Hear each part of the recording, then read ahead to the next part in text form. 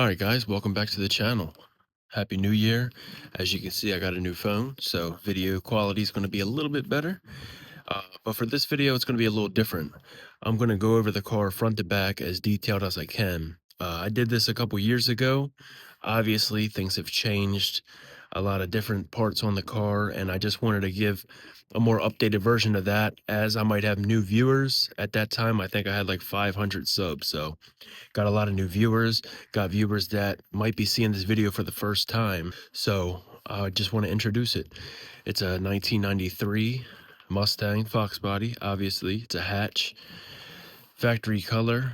Paint is in bad shape, but it is what it is. It's electric red. It's a turbo LS, go figure. And it's just a car that does it all. I can drive it on the street. I can drive it to work. I can make passes at the track on a radial. I can go to the street on a slick. It does everything. I do everything with it. It's a very good beginner car for somebody that wants to get into this, and that's exactly what I used it for. Super basic, super simple, nothing exotic. Everything is off the shelf parts, nothing custom, nothing crazy. So we're gonna go over this right now, and I guess I might as well start with what makes it tick.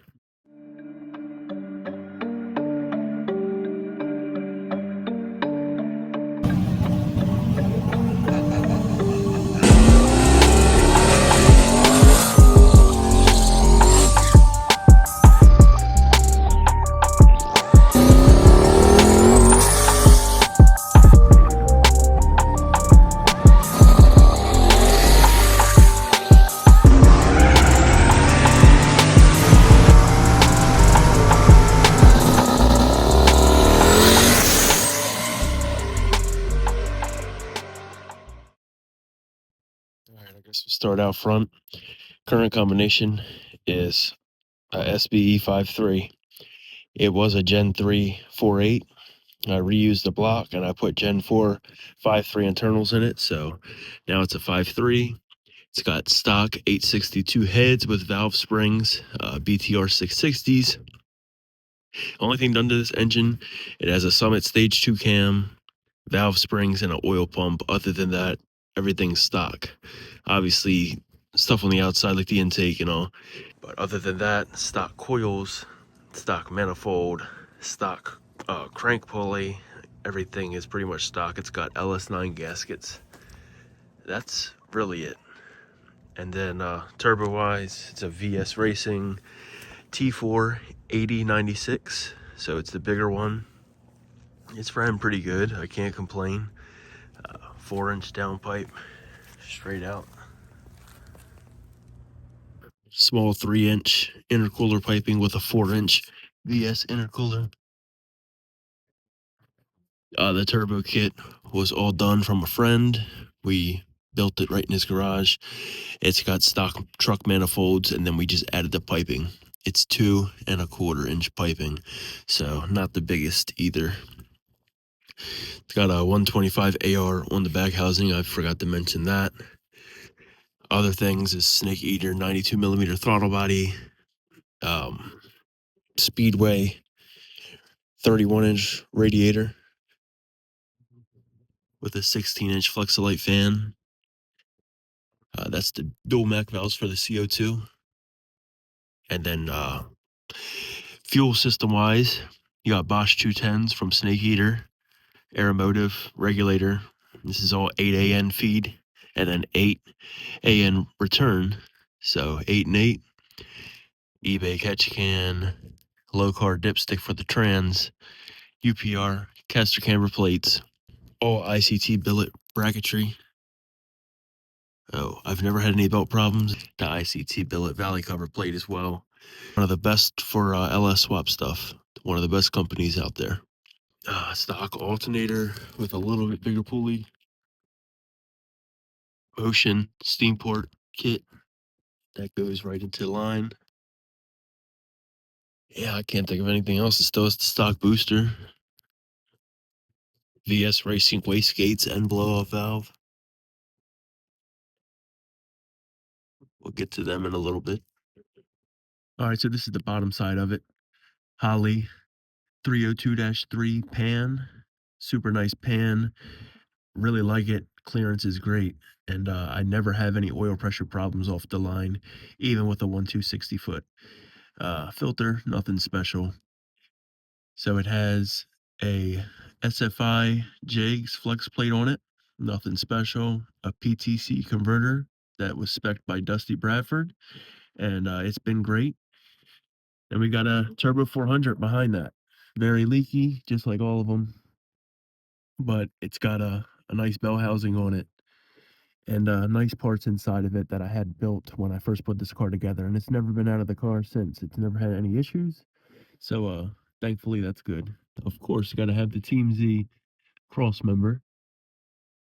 And then I just have a regular old yoke with a 4-inch steel drive shaft loop. And then if you get to the back, it's a Sonex 8/8 billet flange yoke to be able to use the stock 8/8 and keep it 1350 joints.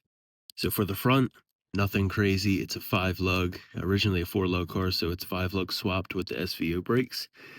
And then I have the VMS front runners, 17 by 4.5. And then I have the 26-inch Mickey Thompson fronts bias plies. I just tried them this year, and they're a little sketchy at first, but I've gotten used to them, so they're pretty legit. I like them. And then for front suspension, we got some Ron G Afterworks, long travels. And this has been probably the best thing I've ever done to this car. Prior to this, I had some strange 10-ways, and they could only go so tight. I would have to have them all the way tight on the street. It would still knock the tires off because it would top out the front strut way too quick. When I contacted Ron G about getting a set of these, I told him, I said, I want the tightest valving you guys got because I've been fighting too loose of struts for way too long, and I don't care if they're too tight. That's what I want, and he nailed it. At the track on prep, I keep these probably 13 to 17 on the rebound, and it works as a travel limiter. It won't even extend until about 300 foot. And then on the street, I can have these at 1, 2, 3, 4, usually around 5 or 6, and it works great. It comes up and it stays up. It doesn't top the strut out. Well, at 1 or 2 it does. It depends what I'm on. Bare asphalt, 1 or 2, it'll hook right up. It'll lose the tire a little bit, but it'll stay hooked up, and it'll make a good pass like that. But yeah, these have been a game changer. I highly, highly recommend getting these. I know a lot of people on the internet have been talking about this lately, saying that you don't need long travel, and for a lot of cars you might not. You might have it dialed in, but for somebody like me that doesn't have a team, that doesn't really know much about this, these changed my whole program drastically. So highly recommend it. All right, so for the rear, we got some Kaiser Varibands, I think they're called. I won them off of a raffle from Houston, from KOTV Motorsports. Check them out on YouTube. I won these for like 50 bucks, I think. Single beadlock, 15 by 10s, 6.5-inch back spacing. And then wrapped around that, got a Mickey Thompson ET Radial Pro. That's not my tire of choice. Usually for radials, I pick a Pro Bracket radial or a Hoosier CO7 Slick. But this is just what I had. And when we went to the track, they did pretty good. So I might try using these a little bit more. All right, I'm trying to get the rear as best as I can. It's kind of tight down here because I still have the stock tank. But it is a stock 8/8 rear, Foxbody length. It hasn't been narrowed or anything. It's got 355 gears in it. It does not have a spool. It still has a limited slip diff because it's a street car. I had a spool in here at one point and I hated it. Ripped it right out and put in this True Track or whatever it is. For the shocks, they're just some Summit brand QA1 replicas. Double adjustable coilovers. They're inboard, sorry. I don't have it on the control arm anymore. That was a big deal because now you can change bar angles on the fly. You don't have to change spring spacers and all that. So that was a big thing, getting these inboard, because that was the one reason why I hated making bar changes. As you can see, I have it on the second hole. It's not that much anti-squat in it, but I'm gonna change it back to how I had it last year. Seemed to work better. But those are Racecraft Inc. instant center brackets. They weld right onto the rear, right where the stock shock mount goes. And yeah, that's if you want your car to hook and separate hard, this is what you need. It's a easy, cheap mod. Takes a couple hours to weld them in and cut everything out, and it works with regular old lower control arms, as you can see. TMZ lower control arm, and nothing special. And then also in the back, while we're back here, I do have the trans cooler mounted in the stock muffler location. It's a good spot for it, out of the way from up front, and it gets a lot of air back here. So as far as upper control arms, they're just the stock ones in stock location. I haven't done anything with that yet. I do have the TMZ upper relocation kit that I'm going to be putting on soon. I've had that in a box from Rich at Race Status Garage for like a year now. I bought them from him, and I just haven't got around to putting them on because I haven't really had a reason to. I believe it is a UPR anti-roll bar. It's junk, it's bent, the car twists up. If you want something good, go to TMZ. Other than that, that's about it. Over the winter, I'd like to brace this a little bit better. I don't even have the axle tubes welded, so I like to brace it, weld the axle tubes, and just try to tie everything together. I mean, I'd really like to have a bar from coilover to coilover at least. But yeah, that's about all that's going on down here. I also have my no prep lights that are full of rubber, but they do work for backing up at night. So that's the Sonex 8/8 flange that I was talking about. It lets you run the stock 8/8 flange with 1350 joints. And as you can see, this is my made up drive shaft speed sensor. Not the greatest. As you can see, the magnets keep falling off of the JB weld, so I think I'm gonna have to splurge and get a strange one with the ring so I can actually have reliable data for the drive shaft curves, because the car does have traction control. Fuel system wise, this is what I have. Not the most ideal setup, but it works. And these are the same pumps that have been on the car since I built it. So it's a sumped stock tank, and then dual AEM 400 pumps, 2 pre-filters, 1 post-filter, 8AN line that goes all the way up to the rails, splits off into the rails, goes to the regulator, and then 8AN all the way back to the return. And then fuel injector wise, I have the Bosch 210s from Snake Eater. TMZ parachute mount, definitely needed that. And then back here, it's really messy because I'm in the middle of working on this. I got 2 weight mounts, batteries back here, fire extinguisher. There's the interior, and we'll get to that right now. Got 2 Kirky seats with an 8-point roll bar. Needs to be a 10-point ASAP. I have the really nice TMZ Kirky mounts, the low profiles, so they sit down low for somebody that's tall like me. Really nice piece. And then race quip belts. I've had these for a long time, as you can see.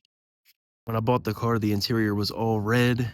Red on red just don't go together. Believe me, if the car was like white or black, I'd probably keep it red because I don't mind it, but I converted it all to black. And by converting, I mean I sanded it down and painted it, and it's gonna have to be touched up soon because it's starting to flake off in some spots. So interior isn't in the greatest shape. See if we can see the brains of this operation. So got a Terminator X that's been in the car since I built it, and then the Holley EFI CAN IO module that adds more inputs and outputs. That has been pretty helpful because, as you know, the HP and the Terminator X only have 4 and 4 inputs and outputs. So this adds, I believe, 8 more of each. I don't even know because I haven't used them all. But yeah, definitely recommend getting that if you're limited to your inputs and outputs. It's super cheap, super easy to wire up. It comes with the harness, so all you do is just pin everything you need. So I tried to keep this interior looking as stock and factory as possible. I didn't put a bunch of switches up here. I didn't want any levers. I didn't want anything crazy. That's why it's pretty simple, kind of OEM plus look. I got 3 switches, fan, trans brake, and CO2. And then I got one for my no prep lights. So this is just a manual switch. I don't have it wired into the Holly. I'd like to eventually. And then the trans brake switch is so I can use the rolling two-step. It also works as a safety, so when I'm driving, I don't accidentally hit the button. And then the CO2 activates the CO2. So this car has Holly boost control with CO2, and it's probably one of the best things I've ever done with this car. I had a 4-port, I had a 3-port, I had dual 3-ports, and every time it just wouldn't work right or how I wanted it. So switched to CO2 and didn't look back. I know there's a lot of pros and cons to CO2. The big pro for me is it's no wiring. The con is obviously it runs out of CO2, but that's just it comes along with it, I guess. But I'd rather not have all the wiring and have to listen to the pump. So I chose CO2. Multiple USB ports throughout the car. This is how I charge my Draggy, and then I have 2 phone chargers. And then this right here, I just have 2 USBs in case I ever need to charge anything with a USB. So that was a must when I was wiring the car. Right here, we got the Grant / Motion steering wheel with the buttons and the brackets. That's 2-step trans brake. That's bump and scramble. And then we have the Holly 686 dash. Love it.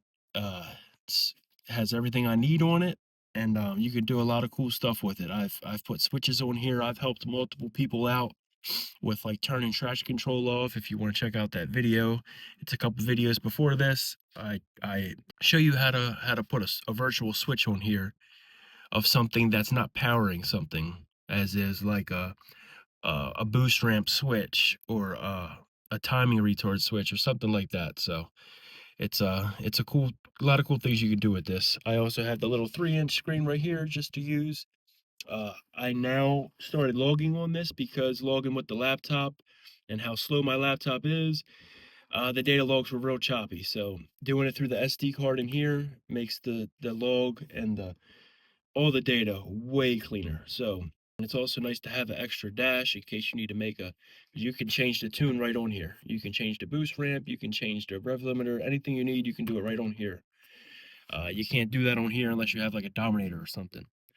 And then this right here, one of my favorite things on the whole car is the motion shifter. And man, I love this thing. It's so smooth. I know you see all the videos and everybody's saying how smooth it is.